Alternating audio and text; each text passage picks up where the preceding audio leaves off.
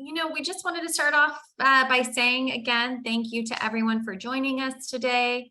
Like I said before, this is a very pertinent time to be having this webinar, as all of you are aware that instances of fraud are more and more common than ever. They're not only showing up now in your email, but also you might be getting fake Amazon phone calls, credit card charges, text messages, all from people you don't know, and they're all trying to hack your identity and your accounts.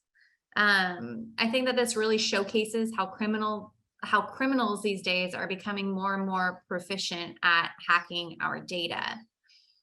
We're so grateful to have David Sweeny presenting. He's actually the director at Fidelity's Risk Group and Financial Intelligence Unit. And he is the person that's assigned to actually investigating all of these crimes. Prior to joining Fidelity, he was vice president of digital forensics and incident response at Stroy's Friedberg, which there's so much in that. I can't even begin to understand probably. And then also prior to that, he had a 24-year career with the Massachusetts State Police as the executive officer in charge of cyber crimes. So this is really the guy that we are so grateful to hear from, because obviously he's made it his career to protect and really figure out how to avoid these criminals. So today, that's exactly what he'll be doing. He'll be talking about ways to help you protect yourself and your identity from cyber crimes. So David, I will go ahead and let you take it from here if you'd like to go ahead and share your screen. Thanks, Jessica, and thanks to the Weaver team for having me. These are conversations, and thank you to everyone for showing up. So these are conversations that, and I'll introduce myself a little bit more in a minute, but I want to say that these are conversations that we really welcome having, right? So unfortunately, in a lot of the work that I've done over my career, it's incident response, right? So something bad has happened. Unfortunately, there's probably a victim involved of some type of crime. And I'm coming in with a team of people after the fact, and we're doing something to hopefully right a wrong. It's when we have things like this, though, with these educational events, we get to try to get out in front of that, right? We get to try to stop that and prevent it, and maybe give you some tips and some ideas and things to think about, potentially to help avoid these things from occurring down the road. So that's what we're going to do here today. I'm not sure, Jesse, you said you could see the screen, right? You're good? I can, yeah. Okay, good. So I'm going to go through here, and we're going to first talk about a little bit about the team that I actually recently sat on. I've moved over to what I'll describe as our enterprise cybersecurity team. I'll talk a little bit about that team, and then this team that I came from, as well as talk about, before we can actually talk about the threats and what we can do to protect ourselves, we'll talk a little bit about who the criminals are, right? Who's out there trying to steal your information and trying to get into accounts. And ultimately, at the end of the day, they're looking to steal money, right? These are real criminals, and we'll talk a little bit about who they are and how they do what they do. And then those high-level things about things that you can do to, I like to say, that low-hanging fruit tree, right? The criminals are looking for people, they're looking for easy targets. And unfortunately, they've got very good at identifying those easy targets.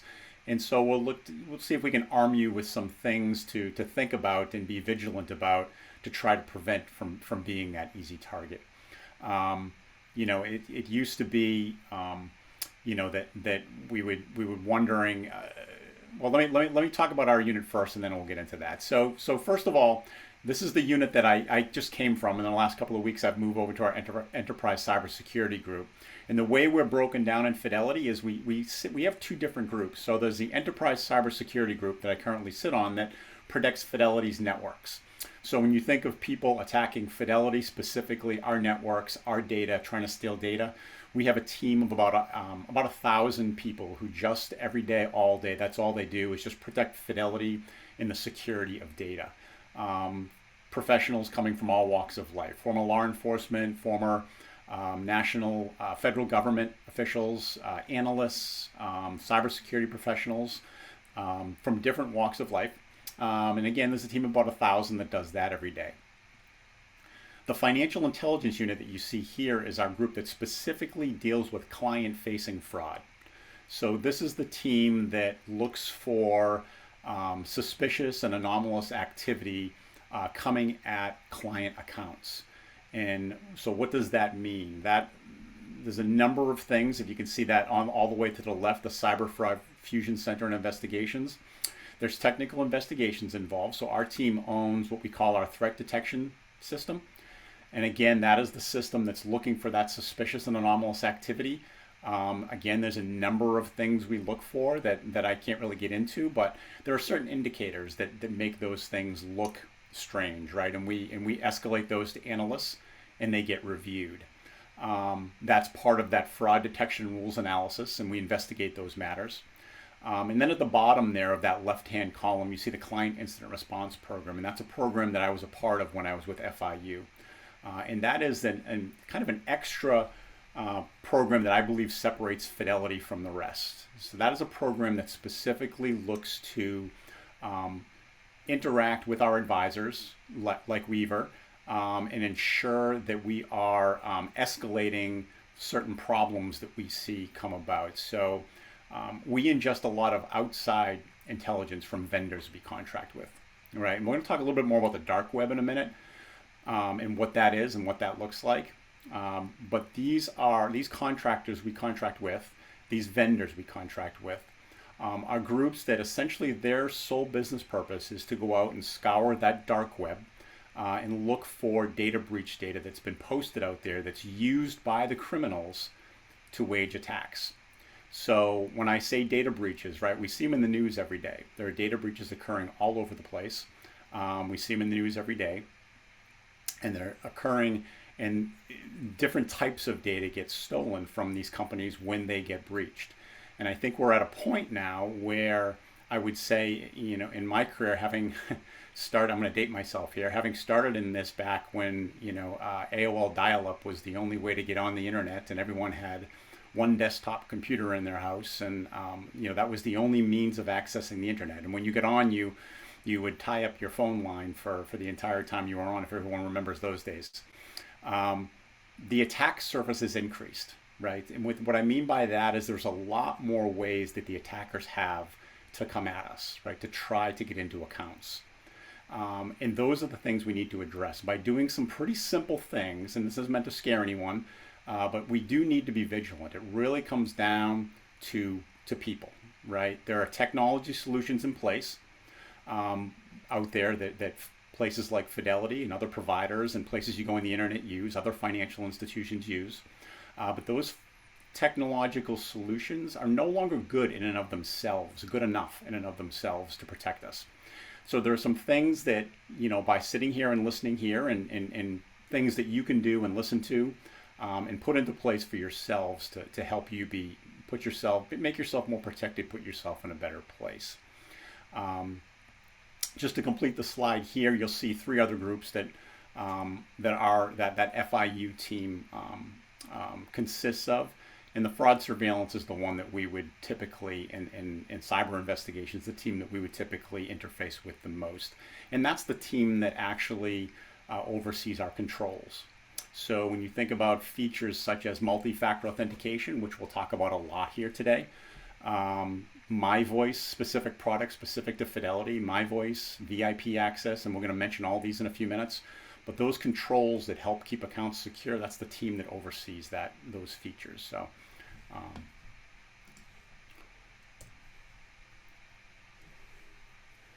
So again, before we talk about the threats themselves, let's talk about the actual criminals and kind of who's out there attacking, so we can understand that a little better.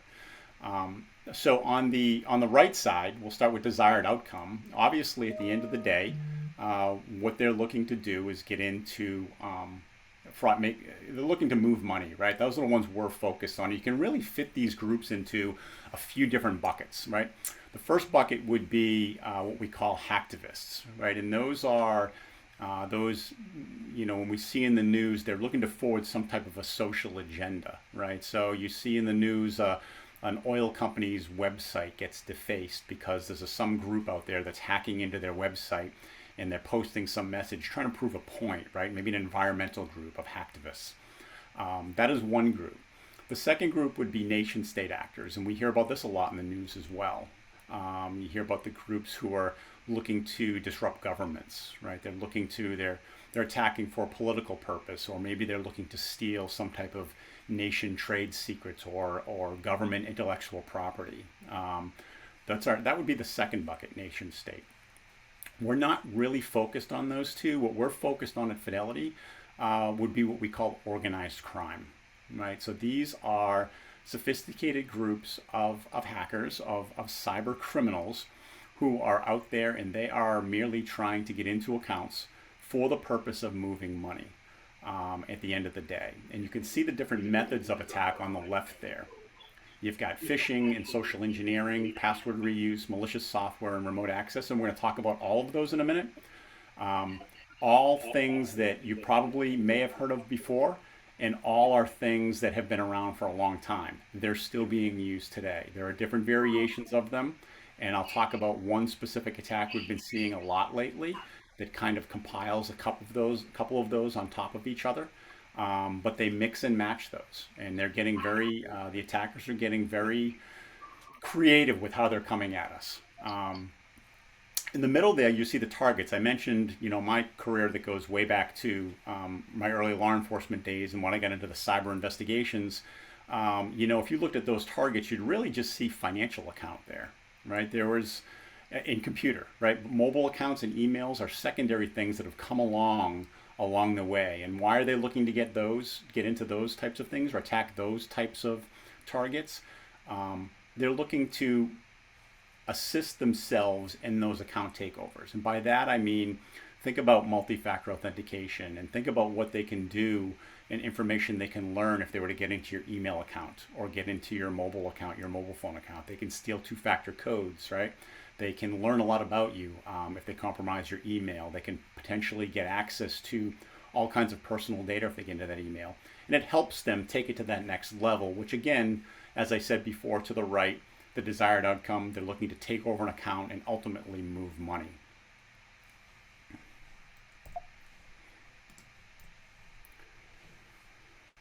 So let's talk about passwords for a minute. And this is a great place to start because it's one of the one of the most common types of attacks, and there's a couple of things that we'll talk about here.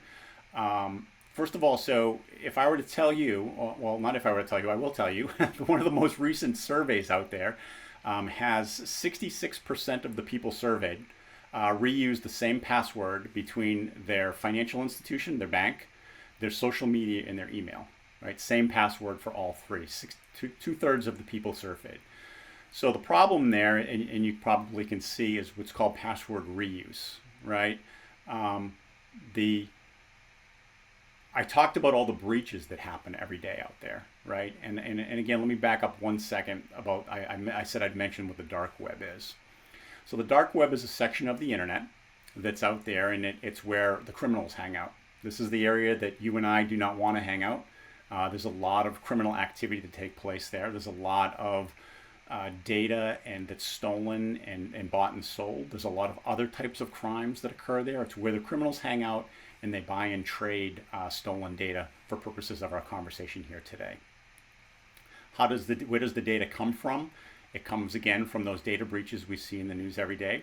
It comes via malicious software that I'll talk about that steals information from your computer, and it comes from things like phishing, which we're going to talk about, which is you get that fictitious email and it asks you to do something, and it manipulates you into clicking on something or doing something or entering some username and password for a site, and those credentials get harvested and stolen. So and they get sent to the dark web.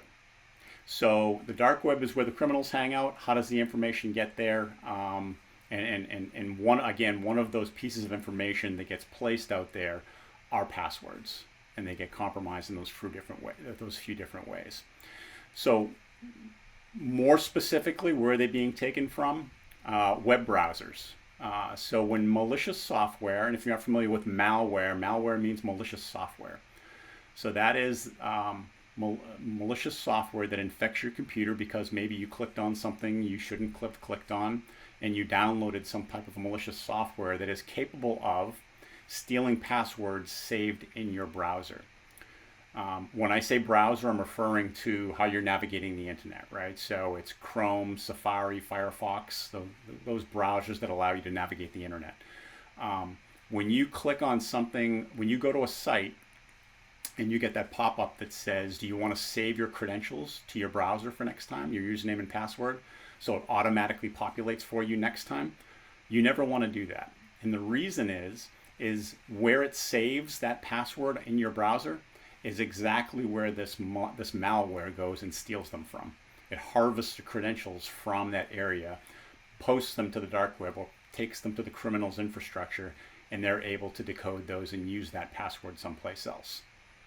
So the key here, obviously, is first of all, you want to, and we'll talk a minute about how you can have unique passwords everywhere you go in case this ever were to happen. But the important part here with password reuse is not to reuse the same password on many sites. You want a unique password everywhere you go. The other way of stealing passwords is phishing. And phishing is something, I like to call it the root of all evil, right? Phishing is something that has been around for a long time. The criminals have gotten better at it. They've layered phishing attacks where sometimes it's electronic and then that turns into actual phone calls that you're getting. But at the end of the day, they're looking to manipulate you to either get you to do something that will help them, make you a victim of some type of a money movement, or they're simply looking to steal something like credentials or a password to be able to get in themselves and again move money. You'll see this in the form of an email you get, or a text message is one of the most popular. So emailing. That may look like your email provider is asking you to change your password. It may be an email you get that looks like it's from Fidelity and it's asking you to change your password. Could be from your bank, could be from a social media account that you have. But it's looking for you to take some type of action and enter credentials into that website. The problem is when you get these types of phishing emails, what they're doing is you're entering those passwords, and when you click submit to do what you think you're doing, and that's reset your password, what you're actually doing is you're sending those credentials to the criminal's infrastructure. So now those credentials have been stolen and they get used by the criminal for access. So how can we prevent things like this? So first of all, I would say, and I said I would say it 100 times, multi-factor authentication. So you want to have multi-factor authentication turned on all your online accounts, right? And multi-factor authentication is, if you're not familiar with it, that is that secondary code that gets sent. It's a security feature built into any reputable online platform. You go to preferences or security and you enable multi-factor authentication, and that allows you to get that secondary code that gets sent to a device or an email, and I'll talk more about what's best there. So an email or a device like a cellular text message to a cell phone or a third-party app that you download to your device. And some are better than others, and we can talk about that in a few minutes. But I did say, unique passwords everywhere, and that can be sometimes intimidating to think that you need a unique password for all of your online associations that you have with various institutions. There's a lot of them, right, that we have now. Password managers are something we highly recommend. If you haven't heard of a password manager, this is an app that you can download to a phone or to your computer. And there are reputable companies out there. If you do a search for the best password managers of 2022, on a few different reputable review sites, you will see the same ones rise to the top in the top reviews section. And you'll see that it'll be the same, similar ones that will rise to the top. And what they are is, again, they're downloaded to your phone or your computer, and they manage your passwords for you. They can do a couple of things. First of all, if you want to create your own passwords, you can create your own unique password, save it to your password manager, and it will save that in an encrypted state. It will save it in an encrypted container that you need a unique password to get into. So the only password you'll have to remember is the password for the password manager itself. Everything else is in a secure encrypted vault and stored for you.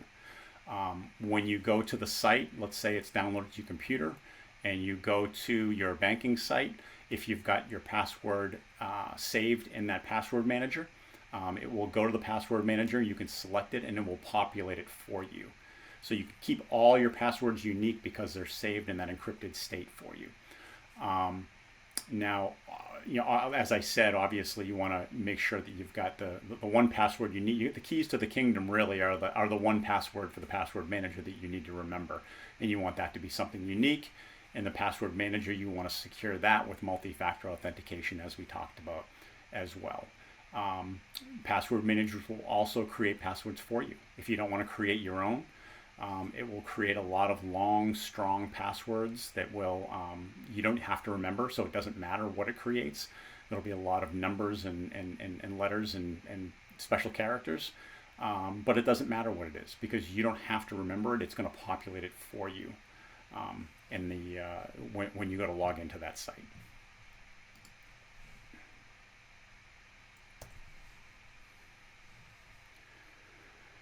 So this is kind of an important screen. Financial accounts and unauthorized access, right? So how are the criminals actually taking over accounts? How are they getting into your accounts? I mentioned all of your PII is out on the dark web, right? Again, not meant to scare anybody. It's just the reality of 2022. Everyone's information is out there at this point because there have been so many data breaches that even if you're not aware of it, you need to take steps going forward as if it is, because it probably is. At least some semblance of your personal information is probably out in the dark web from some data breach someplace. We've seen Equifax and major hotels and major providers out there. So you have to assume that information, including your SSN, and this goes for me too, my information as well, right? So what are they doing with the information, that data that they get on you? One thing they can do, the second one on the left there, the second one down, I'll talk about that one first, is they're looking to, they can call in, right? So if they've got enough of your personal information, they can call into your bank or Fidelity or any other place and pretend to be you. They try to impersonate you using your information to try to gain account access. At Fidelity, we have a product called, and I would encourage you to look other places as well. If you don't have this at Fidelity, it's a good thing to know, and it's something you can call in and enable. It's free. It's a free security feature. It's called My Voice, and it's voice biometrics, right? And if other companies have biometric offerings, I highly encourage them. So what this is if you don't call Fidelity, typically you call us once, and you talk to the rep and you ask them to be enrolled in My Voice, and they take a digital voice print of your voice. It's not a recording. It's an algorithm that gets run against your voice when you talk for about 20 seconds. A unique voice print gets taken of your voice, and that gets put on file. The benefits are twofold. The first benefit is that anytime you do want to call in and you want to talk about your account, you're automatically verified, right? You don't need to go through getting asked a bunch of questions about your accounts and yourself, and to basically for the rep to verify you. The voice gets running, that algorithm gets run against the voice. There's a match. They know it's you, it's the customer, and they move on when you can ask your questions. The part we like in the fraud world is that it's a deterrent. Obviously, it's a prevention method for the fraudsters calling in and trying to impersonate you, right? They call in, they start speaking, there's a mismatch in the voice, and the call is either terminated by the rep or forwarded to our fraud department for further verification. So it's a great security feature that we offer. And then also, David, I just wanted to pause you right there. Also, just to give everybody a little bit of understanding for how we operate from our office. If someone was to try and call into our office and not actually Fidelity's main phone line, we have a policy internally that if someone's trying to send money out, that someone that actually knows the client and knows their voice has to talk to the client before we ever handle any kind of wires or money leaving. And we've actually managed to stop actually three now, Jason. I'm not sure, three now instances of people that were very, very cleverly trying to send money out of an account. And in some instances, 2 instances, we've had people's cell phones hacked, and they were calling in and trying to verify through that. And I just kind of wanted to let you guys know as clients that, not only is Fidelity protecting you on the back end, but in our office, our policies are as well. It's great. Thank you, Jessica. And we work, and again, I mentioned earlier, we work in partnership with your advisor all the time. So if we see something, we're letting them know, and we're in constant communication. So we would certainly alert them as if we saw anything suspicious. One attack I really want to point out, because it's very prevalent and popular right now, combines a couple of these. So it's once again, all your personal information is out there. The attackers have it. What they're doing is they're going to online platforms, and this is not unique to Fidelity. We're seeing this across the industry because we talk to our peers all the time in the industry. What they're doing is they're attempting password resets of your account to get in. So rather than, they don't have your actual credentials, but they've got a lot of your personal information. So what they're doing is they go to, let's use Fidelity as an example. There's certain indicative data that if you click on, I forgot my password, it asks for certain personal information about you that the person needs to start the password reset process. So they enter that bit of information and they click next. And the next thing they get is, where do you want the one-time passcode to get sent? Because you can't complete that password reset process without getting a code sent to a phone number or an email on file with us. That's the part that stops them in their tracks. What we're seeing lately, though, is the attackers or the fraudsters have gotten very bold. They're calling out to the clients. So it goes like this. They get to that point where they've got the indicative information. It comes to the point where they need the code. They call the client. They identify themselves as Fidelity. I'll use Fidelity in this instance. They identify themselves as Fidelity Fraud Department. You've had fraud on your account. We want to start the process of remediating the situation and making it right. But first we need to verify you to make sure we are talking with the right person. We're going to send a code to your phone. Can you read it back to us? So they send what they're doing now is, obviously they've started the password reset process. The code that you receive on your phone is that final step to reset your password. So you read it back to them, and now they've completed the password reset process. They keep you talking on the phone. They're working in teams here.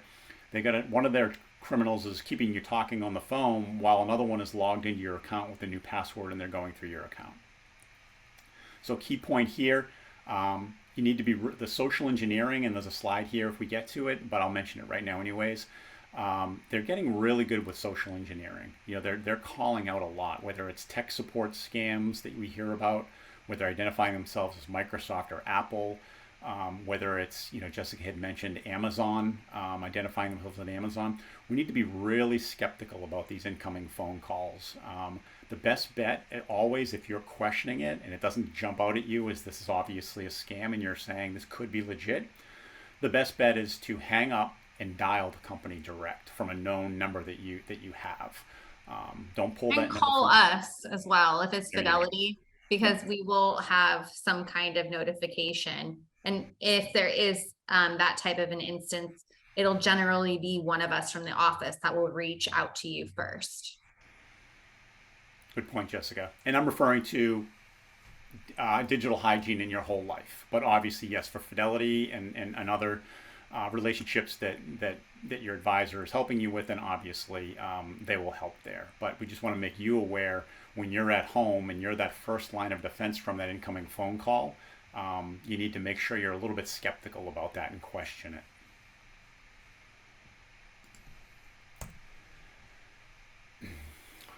So mobile account takeovers, and I mentioned briefly earlier, the attackers, the fraudsters are taking over cell phones to steal codes.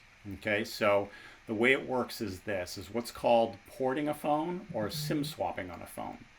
And what that is literally them having another phone in their possession, them having enough of your personal information to call your provider, your Verizon, AT&T, whoever you use, They convince the provider that you've bought a new phone, and it helps you port, or basically, you've probably seen it if you've gotten a new phone, makes the new phone look exactly like the old one, right? So they now have a working phone. Your first clue that this has happened, and we see quite a bit of this, is that your phone stops working.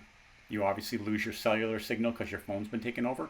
So if your phone ever stops working and you're not in some dead area someplace where you can't get a cellular signal, you should get on a working phone and contact your provider immediately to let them know this has happened, because your phone's probably been ported. And why would they port the phone? It's typically they're trying to steal a two-factor code is what they're looking to do.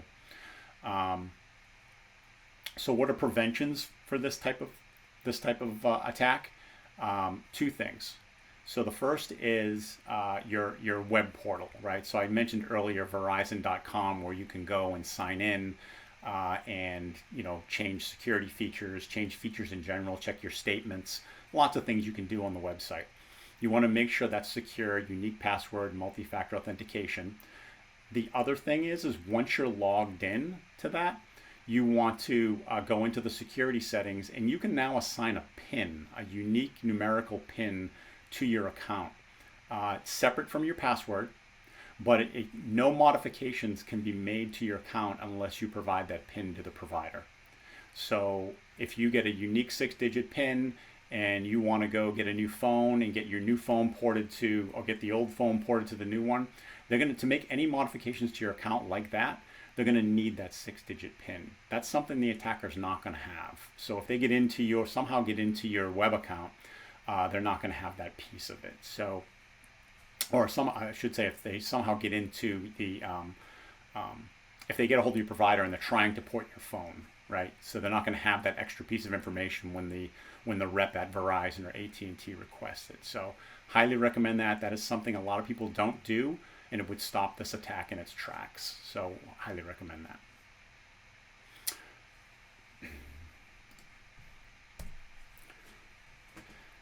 Email account compromise. This is a big one. We see a lot of this. All of cybercrime of all the cybercrimes reported to the FBI last year, this is by far the money winner when it comes to money loss. $2.4 billion were stolen, just reported to the FBI last year from email compromise. What is email compromise? Takes on a few different flavors, and I'm going to use it in context of your communications and how and Weaver's got their own controls in place, I would say. So hopefully this wouldn't happen. But I will say that the way this works often is your email gets compromised. And once your email, and what that means is, let's say you get a typically phishing or malware, right, as I talked about before. So you get a phishing email, looks like it's from, let's say you use Gmail, Google email. It looks like it's from Google telling you to reset your password. You think you're resetting your password. What you do is you actually send your current username password to the criminal so they have them. They're into your email at that point, right? You don't know they're into your email because it doesn't shut you out. They haven't changed your password. So now you and the attacker are in your email at the same time. They can do and see anything in your mailbox that you can. So they can send emails you, they can read all your emails, and that's typically what they do. The first step that we see when we talk to clients about these, what the attackers do is they go in and they do a reconnaissance on all your emails. They look at your contacts, they look at all your relationships in your emails. They look to see if they can find any attachments or documents that might be helpful with personal information. And then they either start a new thread with a financial institution, your bank or Weaver. They start a communication, and typically it's going to be to move money, right? It's going to be something where they're looking to start some type of money movement. Sometimes they can intercept an ongoing conversation that's already started, maybe get in the middle of a thread in a communication that's already started with your advisor. So the key thing here is to know that you need to secure your email. Obviously, a lot of people, they take steps to secure their financial relationships, but they forget about things like email and cell phone providers, as I was talking about earlier with the cell phones. Your email is got a lot of, think about all your information that's in your email these days, right? You want to make sure that's got a unique password and that's secure with multi-factor authentication as well. Because again, the attacks we see here are those where once they get in, they can do a lot of damage. And again, I know that Weaver has got controls in place, so I don't think this would happen here where and Jessica can speak to it, where I'm sure they have controls in place where they require a call out to you to confirm if you request a money movement. But even outside of Weaver, right, you don't want it happening other places as well. You want to secure yourself holistically, not just this specific financial relationship, but everywhere that you are, because the last thing you want is someone in that mailbox when you don't know it. The other thing they can do with that, obviously, is intercept two-factor challenges and reset passwords. So you can request multi-factor authentication sent to an email address. So in a situation here where obviously they have control of your email box, they can potentially intercept that multi-factor authentication. So I will say, just as a side note, I mentioned earlier that there is a hierarchy of what's most secure for multi-factor authentication, least secure to most secure. Email is the least secure. It's better than nothing, but email gets compromised the most. Cell phone, getting a code sent to your as a text message to your cell phone. As I mentioned, cell phones do get taken over, but cell phones it's much more secure. It gets done more infrequently than email. The third and most secure is getting sent to a third-party app that's downloaded to your phone or your computer. So at Fidelity, we have what's called Semantic VIP access. And that is an app that you download to your phone or your computer, and that's what receives the code. The reason it's most secure is because if they were to take over your phone and port the phone to a new phone, as I described earlier, the app doesn't carry over. The app carries over, but it won't work. So they can't steal the code from that app. So Semantic VIP, and I'm sure Weaver can help you if that's something you want to, if you haven't signed up for that, you can call in and get that set up if that's something you're interested in.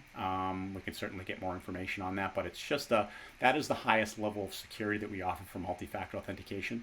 And it's and I'll be honest with you, we've never seen it beat. So.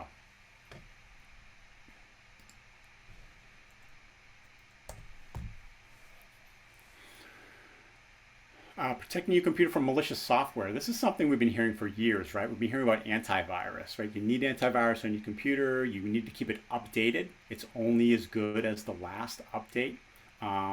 So the way that malicious antivirus products work is they have signatures, right? So the providers, the antivirus providers, find a new type of malicious software that's out there victimizing people. They do research on it and reverse engineer it, and they find out a signature specific for it, and they load it into the signature dictionary that you have for your antivirus.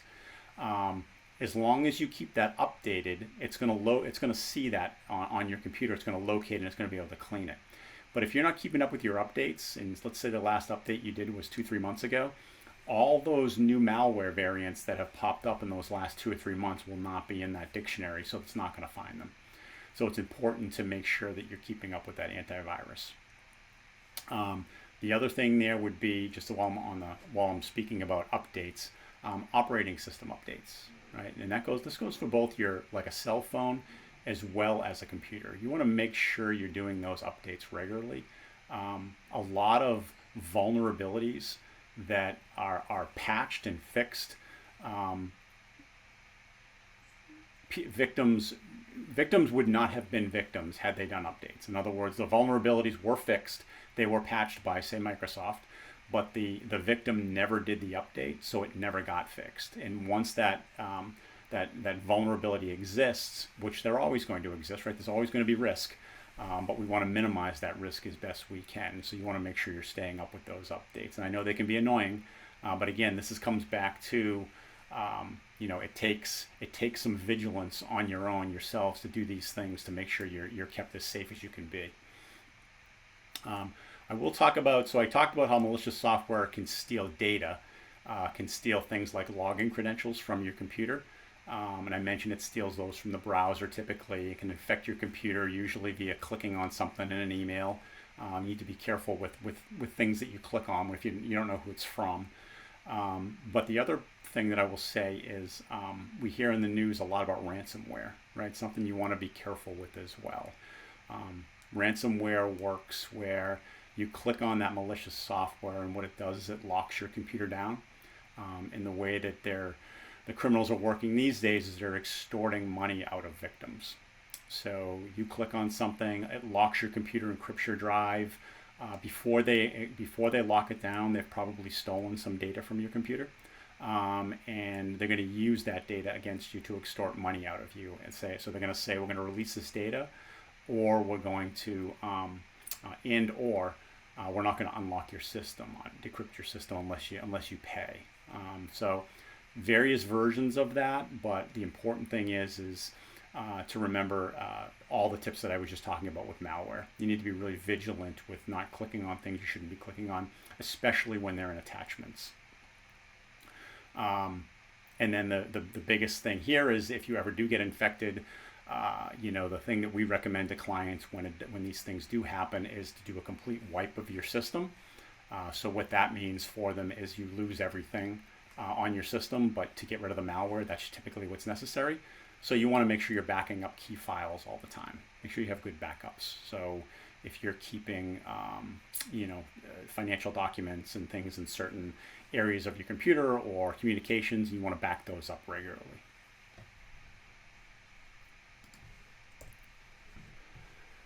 And I will finish here before we will leave us a few minutes for questions. I'll finish with social engineering. I talked about it quite a bit already. This is one that, again, we're seeing a lot of. It's something that has been around for a long time in a lot of different formats, but we're really seeing that the criminals, the cyber criminals who had stuck to the anonymity of the internet and dealing with only electronic communications, have gotten much more bold with using callouts. Sometimes it starts with an email. Sometimes it starts with a pop-up. One of the ones we're seeing often, tech support scams. I actually had a family member who got hit with this.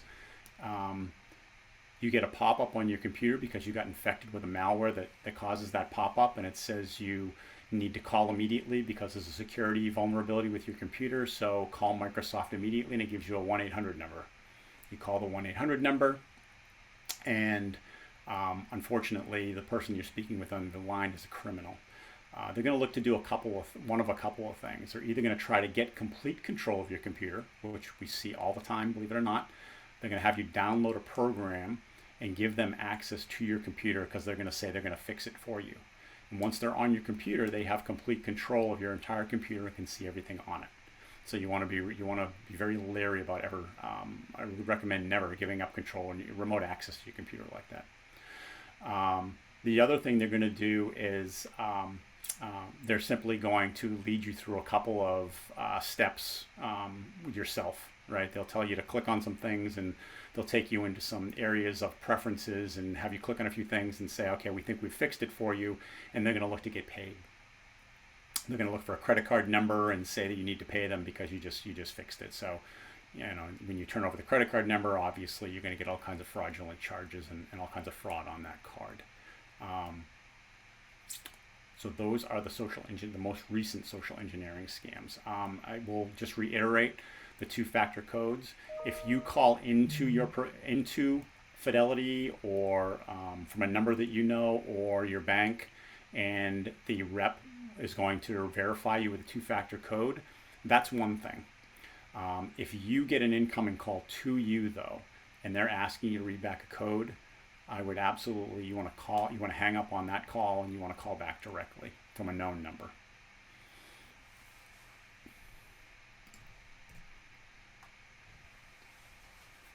That's about just protecting your identity is obviously always something. Credit locks and credit freezes.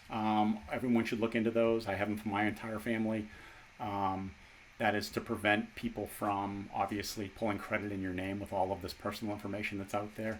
I think everyone needs to have these in place these days to save you a lot of headaches this day and age.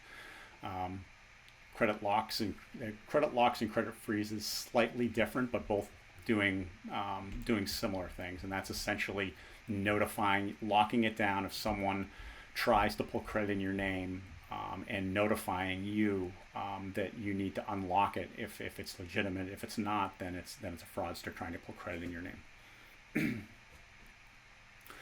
Jessica, that's all I have. Do you have any? You want to open it for questions or? Yeah, I think that that would be great. Does anybody have any questions? I do. Perfect. What are your thoughts on identity theft protection and home title lock protection? Good question. So we do have a product, ID Notify, at Fidelity that we can get information to Weaver if they don't have it, that we offer to our customers. Um, I think you just need to be aware of what you're getting from it, is what I would say with that. So I think it's a good thing to have. I would never suggest that somebody does not do that level of extra dark web monitoring. You know, they monitor the dark web, and what they're doing is they're looking at data breach data to see if your data has been taken, and then they're going to notify you that they've found it on the internet someplace, on the dark web someplace, and that it's been breached. You know, some of these things, there's a lot of noise, I would say. In other words, you're going to get information that your email's been found on the dark web. I mean, all of our email addresses are on the dark web these days. So you just have to know what you're getting back, not panic when you get something back, and know the value of the information you're getting.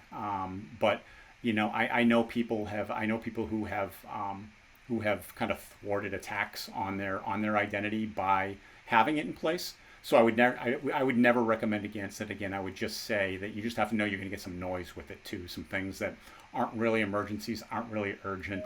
You know, the company's kind of justifying its existence, and they're telling you about it, but it's, you know, you have to know what that means, I guess is what I'm trying to say. So is home title theft a real thing? It is a real thing, yes. And usually most of these services will offer that as well. So you can add that feature in.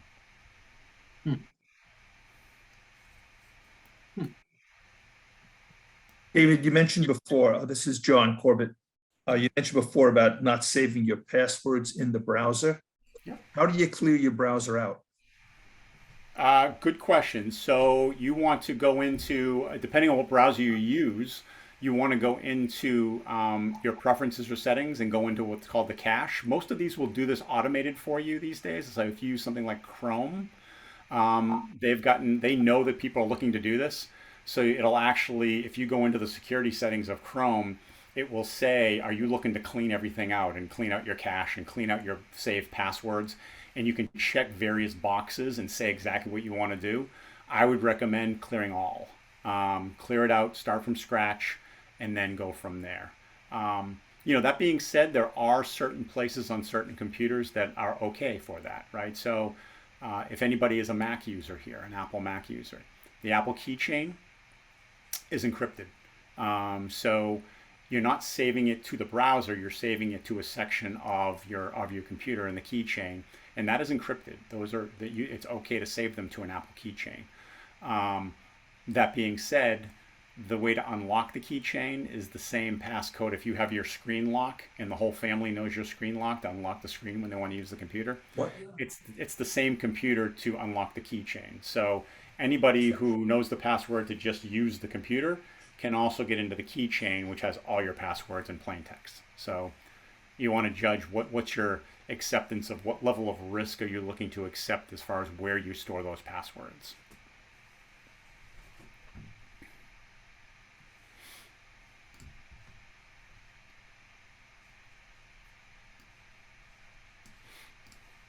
I would just say that we are seeing the social engineering. That's what we've seen a couple of times. So that one's actually pretty tricky.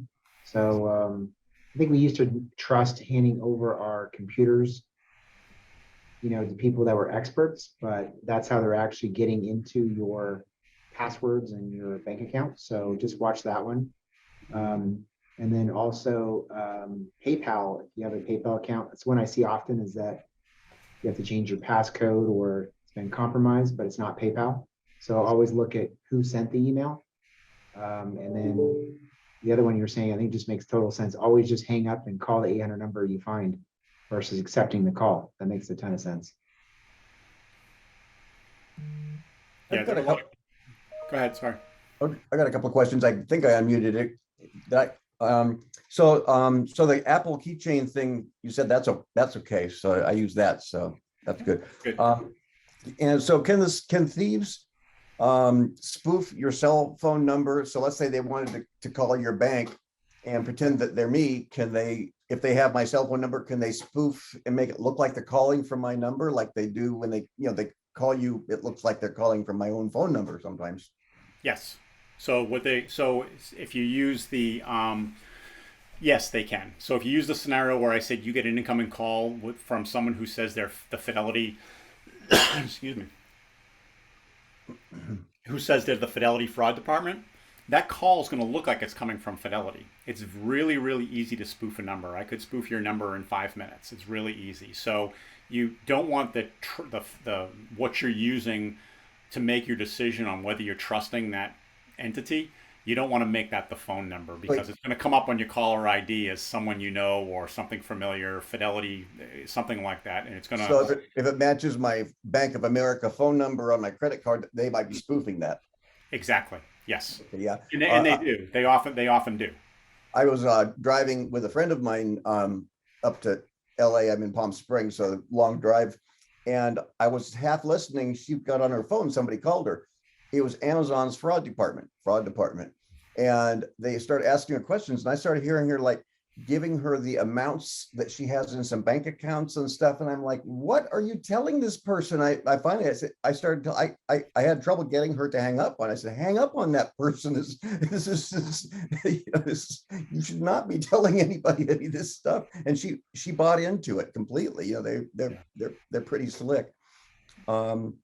So on an Apple, do you need an antivirus software?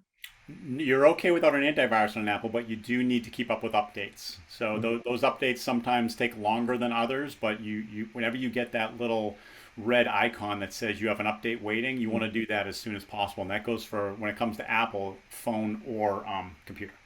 So you mentioned backing up data maybe separately. So in addition to like the time machine backing up my computer every hour, if I got some kind of a malware and I needed to wipe everything, then should we separately be backing up just data files individually?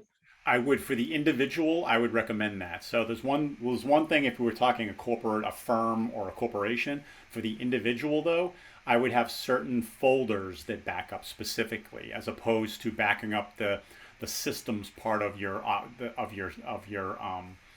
computer that actually is the place with this infected, right? So you don't want to back up the actual infection, right? So typically you're backing up folders that hold important information, critical information for you. So you'd have like a hard drive that you would just back up certain data folders to periodically. You can do that, or you can do the cloud. Some people do the cloud and they have a cloud storage. It depends on, again, what your level of acceptance for risk is. I mean, the cloud is where most corporations are backing their data up these days. So, but I never like to tell people that this is what you should do. But, a lot of people, when they hear the cloud, they get really nervous, right? But the cloud is like anything else. It's, you should check, and most of the times this data is stored in an encrypted fashion, and the way that the criminals are getting at it in the cloud, if they're getting at it, are credentials. It's back to they've got a username and password for that user, and they're accessing the cloud via regular means, via stolen credentials.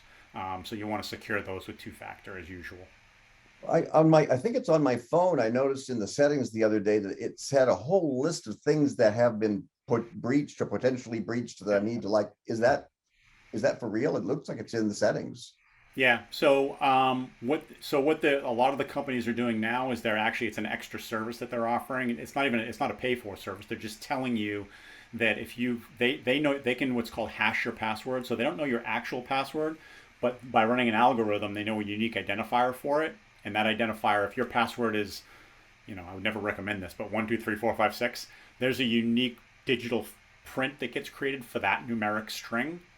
They will look at data breach information and see if that password is out there, maybe associated with you, maybe it's not. And they'll tell you that this password has been breached 1 million times. We found it on the dark web 1 million times. You may want to use something else.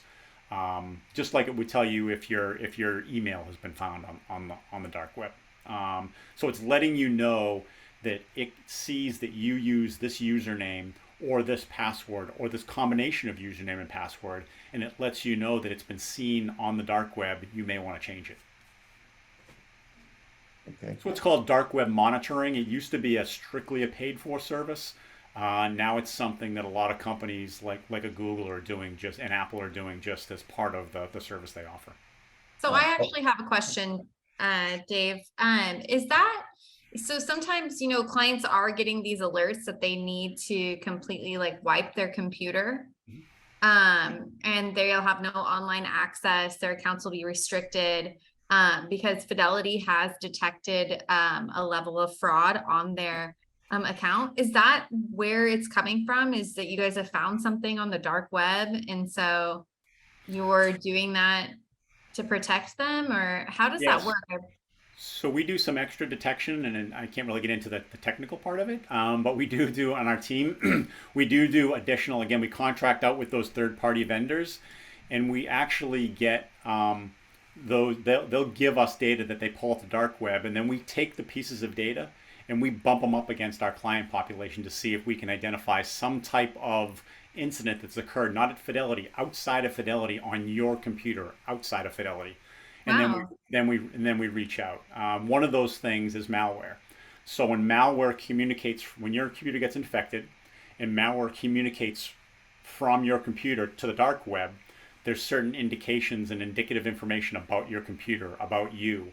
So again, when we then attach that to a client, and we know this is a client of Fidelity, we take certain measures like restrictions and letting you know that something's been detected because of our monitoring, and we highly recommend, or we're going to request and require you to get your computer cleaned, because if you don't, what's going to happen is your credentials are going to get stolen again. Next time if you change your password on a computer that's infected with financial malware, your password's just going to get stolen again. So that's why we require them to clean the computer before we reset. Very smart. I also would like to highlight too, many of you guys were with us when we were with Ameriprise. Some of you, of course, have joined the team since we've joined Fidelity. But back in 2016, when we were actually looking at the decision of which firm to custody with, so which firm to move assets to, Jason and Travis visited Boston and actually saw your guys's security, and were so impressed with that, and the level of protection that it could offer clients, that was also one of the reasons that we joined Fidelity, because your guys's technology is just so superior to many of the other custodians that are out there. Yeah, thank you for that. I would like to think that I think we have our Center for Applied Technologies within Fidelity that is constantly trying to identify new cyber security threats, and it's an incubator and they simply try to come up with new security and technology that will help us stay secure. So we take a lot of pride in the cybersecurity. So thank you for saying that. Yeah, it's great. Are there any other questions? I have one that's just a kind of curiosity to do what you do on the on Fidelity's side. Do you try and invent how can we hack into this to figure out how other people are? Yeah, we actually, part of that 1,000 people we have in enterprise cybersecurity, we have what's called red teamers and pen testers. And their full-time job is to try to find vulnerabilities at Fidelity, try to identify applications that we use, some type of a vulnerability or exploit in Fidelity, find it before someone else would, so we can get that patched. So we have full-time people doing that all the time.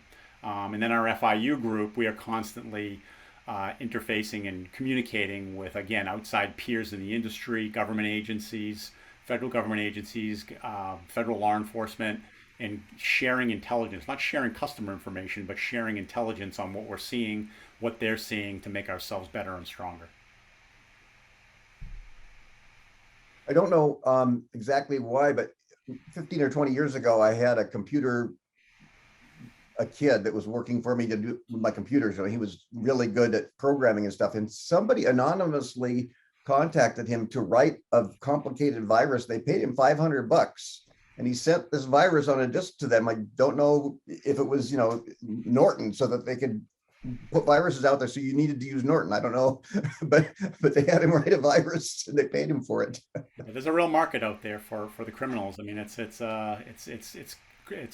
crime as a service, is like we like to say. It's all groups that specialize in certain areas, and they all pay when they steal 100K, they all split it up and everyone gets a piece, and it's a team effort for them. It's like it's a business. Wow. They're communists. All right, we'll leave it. Does anybody else have one other question, and then we'll go ahead and let Dave go? No, I had a question for Dave. Okay. It's about the antivirus applications. I have a Mac, but I also have a thing through WebRoot, which is the Geek Squad. Mm-hmm. Do I need both those, or am I paying for one that I really don't need? So I would never tell you not to use it, but in my experience, the Apple operating system is much safer than Microsoft, right? But I would never tell you to downgrade on anything that any provider tells you, that you should have this in place. But that being said, the exploits that we typically see, they're mainly Microsoft exploits, right? Microsoft is the platform that the attackers go to and write exploits for the vulnerabilities. So I'm guessing that Apple's a much more secure platform. I'm not saying so I think it's common knowledge. You could Google it anywhere and you would see that yes, there are vulnerabilities with Apple, but they are much fewer. The Microsoft operating system is targeted by attackers who write virus codes, is targeted much more greatly. The vulnerabilities are easier to write code against. Yes. Okay. Thank you. Yep. What about having a personal VPN? How important is that? It's a great idea. It's one of the things that I didn't mention it. I apologize. I would VPNs, if you're not familiar with them, anybody in the call, it's a virtually private network. It essentially creates a secure tunnel when you're using the internet that makes you, I don't want to say it makes you anonymous, but kind of secures you from outside people trying to steal your transmitted data as you navigate the internet. Highly recommended, especially when you're in public settings. So, we never recommend connecting to public Wi-Fi and doing anything online financially or checking email. But if you do, you should have a VPN between you and that connection. So you hear things like Norton VPN and NordVPN. There's a handful out there that, again, if you did a search for the best of 2022, you'd see the same ones rise to the top.